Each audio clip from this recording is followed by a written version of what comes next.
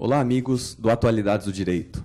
Estamos aqui em nossos estúdios na Avenida Paulista e recebemos para uma conversa, para um bate-papo sobre o tema advocacia, os tempos modernos da advocacia, os problemas, possíveis soluções, um grande amigo meu, o professor Roberto Podewell. Tudo bem, professor? Obrigado pela presença aqui na Atualidades. Imagina, foi um prazer enorme, eu que te agradeço estar aqui com vocês. É sempre gostoso falar com os amigos aqui, falar com colegas, futuros colegas, enfim. Vai ser um bom bate-papo. Com certeza. Professor Podewell, minha primeira colocação diz respeito aos índices alarmantes de repetência dos colegas que conseguem a graduação em Direito e tem uma grande dificuldade em ingressar nos quadros da Ordem dos Advogados do Brasil. As últimas estatísticas apontam que apenas 5% das pessoas que optaram, por exemplo, para a nossa área de Direito Penal, conseguiram ingressar nos quadros da Ordem. Então, qual a sua opinião a respeito dessa dificuldade? O que será que estaria por trás desse índice de repetência alarmante? Olha, Ivan, eu tenho estranhado isso. Na nossa época, eu acho mais velho um pouco, o exame era outra coisa, cara. Não tinham esses dados que nós temos hoje. É alarmante. Agora, o exame é um mal necessário. Não dá para abdicarmos do exame da ordem. A questão é outra. A questão é perguntar, será que esse exame efetivamente está servindo para o que é para servir? Para o objetivo que ele foi criado? Esse exame... só 5% dos bacharéis de direito, será que tem condições na nossa área, né, em penal e processo, será que só eles têm condição de advogar?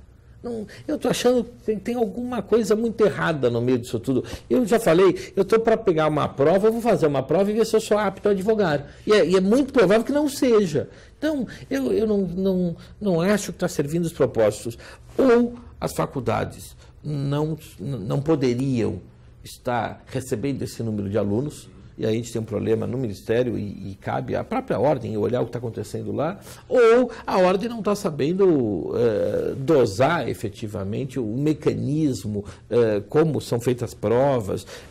Uma prova, outro dia eu vi uma prova com pegadinha, uma prova para exame da Ordem, não cabe pegadinha, não é isso que vai mostrar se alguém é apto a advogar ou não, né? Tem questões ali que são trazidas que você não tem na faculdade e não vai ter.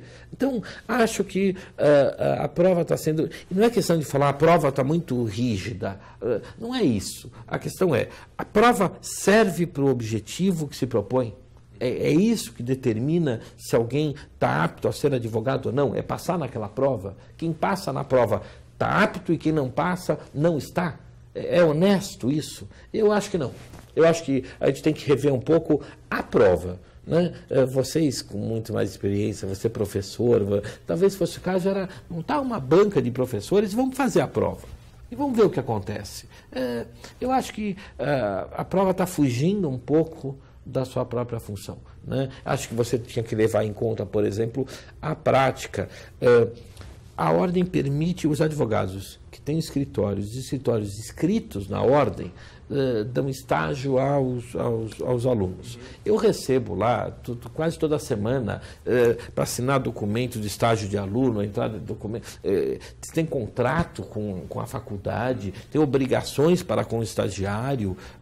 Então, do que vale isso? Nada.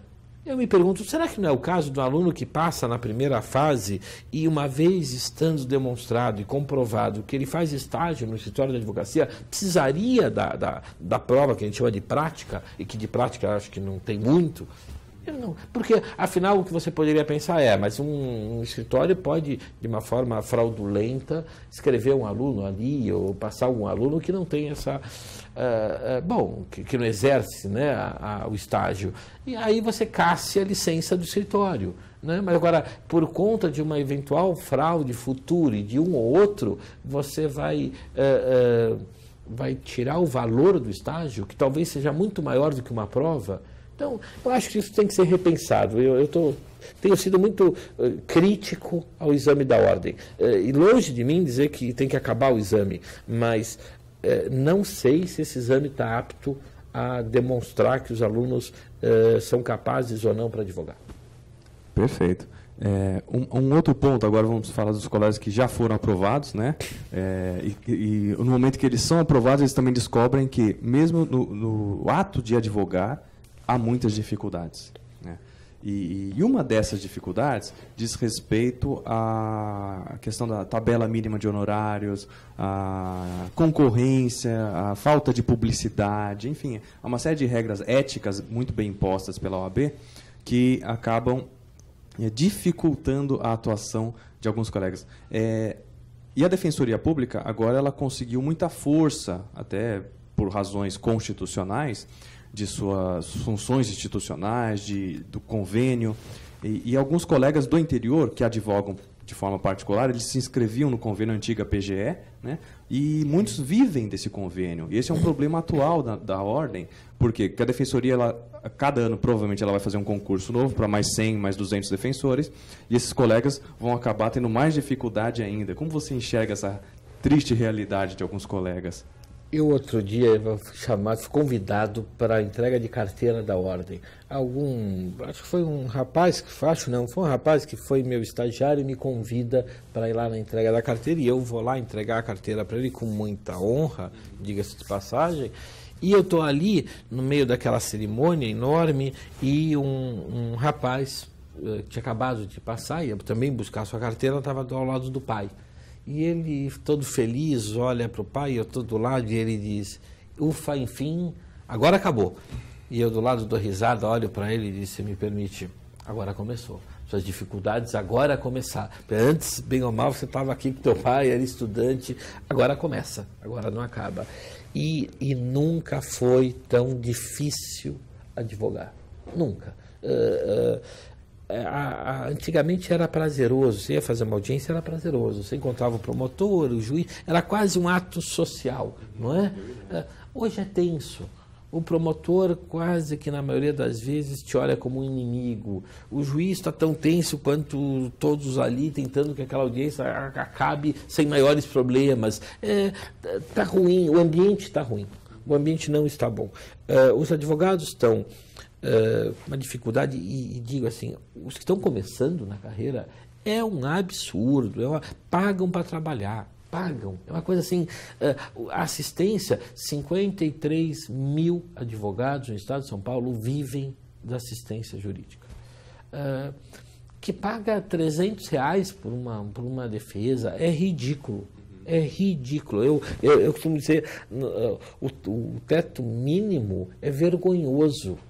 Agora, você não vê uma ação institucional com relação a isso. Quer dizer, a Ordem acabou, acho eu, com todo respeito e entendo, mas foi brigar com a Defensoria, acabou entrando na Justiça, perdeu aquela ação, foi pior a emenda que o soneto, né? A coisa deu uma força que não precisava ter.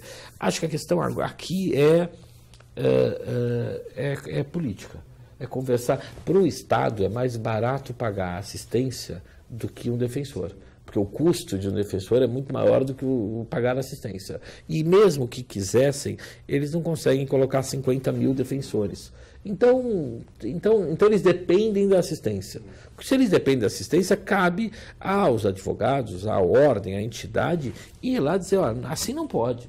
Não dá, a gente não vai trabalhar. Não dá para fazer justiça sem advogado. Não dá para ter advogado pagando o que vocês pagam. Não dá. As pessoas se formaram, pagam faculdade, não é barato, transporte, vão até a faculdade, compram livro, bem verdade que nem todos leem, mas compram livro. Como é que faz isso tudo? Com esse custo todo? E aí você vai trabalhar, é advogado, recebe uma carteirinha e vai ganhar R$300 por um ato processual. Quando ganha? Quase que implorando para receber não sei quando. Isso está muito ruim. O critério... Eu dou exemplo dos técnicos. Vai contratar um pintor para pintar a tua casa. Vai contratar um marceneiro para fazer um móvel, um criado mudo. Quanto custa aquilo? Não é? O trabalho mais simples e mais barato, quanto custa? E a gente aqui se formou, tem um trabalho todo intelectual, toda uma estrutura, nada. Não vale nada, você não consegue. Há um problema, eu não sei, você olha esse horizonte, é muito triste, sabe? A coisa alguma coisa tem que ser feita, porque a gente vai implodir esse mercado de trabalho. Não tem jeito. As pessoas estão... Então, hoje, ser advogado, você perdeu o prestígio, né, que tinha como tinham os professores antigamente, e infelizmente perderam. O advogado também hoje se confunde com a parte, né? Tá muito ruim. Você vai para um presídio, você quase tem que tirar a roupa para entrar num presídio, como se você fosse um bandido. Mas tem alguém que leva celular. Fala, por conta de um bandido eu vou ser tratado como tal, né? Eu acho que a advocacia está muito difícil. O que mostra nós tivemos há pouco um julgado do Supremo dando direito aos advogados a terem vista dos autos. Teve súmula, o Supremo sumulou o direito do advogado com procuração ter acesso aos autos. Para o Supremo precisar sumular o direito do advogado ter acesso aos autos é porque está uma loucura. Né? Passou pela primeira instância, você pegou um juiz na primeira instância que negou vista dos autos, você diz, um juiz, sei lá, mais duro, maluco, aí você vai para o tribunal que também negou, aí você vai para o STJ que também negou, para chegar no Supremo e uma luz ali dizer, advogado tem direito de ver os autos. Eu não estou falando nada fora do comum, ter acesso aos autos de um cliente que foi preso. Nem na ditadura as pessoas precisavam que a Suprema Corte desse esse direito, porque isso é um direito natural. Eu quero saber porque eu estou preso, está aqui o processo, saiba. E ainda bem que essa súmula é vinculante, porque senão eles continuariam...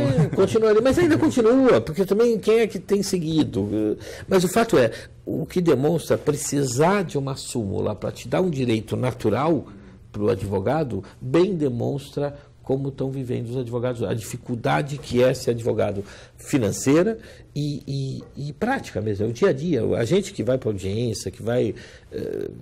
Você é maltratado pelo funcionário, você é maltratado no cartório, você é maltratado, você é mal visto pela sociedade. Os advogados hoje são maltratados. Né? Esse acho que é o quadro geral. É bem triste mesmo. Triste. E agora, diante desse quadro ruim, né? A pergunta natural que surge há alguma perspectiva, na opinião do professor Purval? Enxerga alguma melhoria a curto ou médio prazo? Eu acho que isso vai depender, e só depende de nós mesmos. Né? Isso depende um pouco de postura dos advogados, isso depende um pouco de como é que a gente vai encarar toda essa dificuldade e o que a gente vai fazer em função dela. Eu acho que tem. Eu acho que eu sou otimista por natureza, então eu acho que tem sim. Eu acho que cabe ao advogado cobrar esse respeito, cabe ao advogado brigar por seus direitos e prerrogativas. É a gente que vai fazer esse respeito voltar. A gente precisa ter, e é bom que se diga, uma magistratura forte. A magistratura fragilizada não faz bem à advocacia. As pessoas precisam entender, não adianta ter um juiz sem força, e força que eu digo é força jurídica mesmo, força política. O judiciário tem que ser forte, o judiciário tem que decidir. Se o judiciário ficar enfraquecido, uma das partes vai sobressair sobre o próprio judiciário. Então, está na hora da gente, cabe aos advogados, cabe à advocacia enaltecer o poder do judiciário. Porque com um judiciário forte, com um judiciário independente, as partes ganham, seja promotor, seja juiz. Então, acho que o caminho passa por aí também. As pessoas normalmente separam, e eu digo, não, o caminho é inverso. Esse tripé tem que funcionar aí bem. Essa dialética entre acusação e defesa é importante para um resultado, mas esse resultado só vai ser um resultado efetivamente justo quando a magistratura estiver fazendo o seu papel, cumprindo o seu papel. Então, eu acho que cabe à advocacia enaltecer o judiciário e exigir respeito, sabe? Buscar respeito. Nós precisamos ter. Eu cito, outro dia eu tenho ido com frequência a Londres, por conta de um processo ali. Outro dia eu vou para Londres e vou sempre correndo, então uma malinha de mão, vou entrar na Inglaterra para ficar 2 dias. Só de voo é mais tempo do que ficar lá. Óbvio que entrar na Europa e principalmente pela Inglaterra é sempre duro, difícil. Aí um policial ali me para e diz, mas o senhor vem do Brasil para ficar 2 dias? E eu digo, ele falou, o que o senhor veio fazer aqui? Eu digo, eu sou advogado e vim para uma reunião. Assim, doutor, muito bem-vindo, bateu, mas quase me pediu desculpa, porque o respeito que um advogado tem na Europa como um todo é muito grande, porque você é um advogado. Isso precisa ser resgatado um pouco no Brasil. A gente perdeu isso com relação aos professores, né? Na época que eu estudei em Coimbra, o professor era bem visto. O professor, primeiro que era professor, você não era advogado, você era professor, você está lá e vive de dar aula. E na sociedade, você é bem visto. Você ia num restaurante, você ia num bar, eu, jovem, fui lá fazer mestrado, saí com professores jovens, a gente ia numa boate, e o porteiro da boate falava, professor, por favor, vem aqui. Você era bem tratado por ser professor. É isso. Isso a gente perdeu com os professores já muito, infelizmente, e a gente está perdendo com relação aos advogados. Está na hora de resgatar isso. Tá bom. Obrigado, Roberto. Foi um prazer. Pela nossa conversa, muito esclarecedor, suas ideias realmente algumas, na minha opinião, inéditas, são bem legais. Eu acho que vale a pena a gente continuar acompanhando esse raciocínio e o nosso dia a dia em busca de alguma melhoria para os nossos amigos advogados. Obrigado pelo convite. Obrigado, gente. Até uma próxima oportunidade. Tchau, tchau.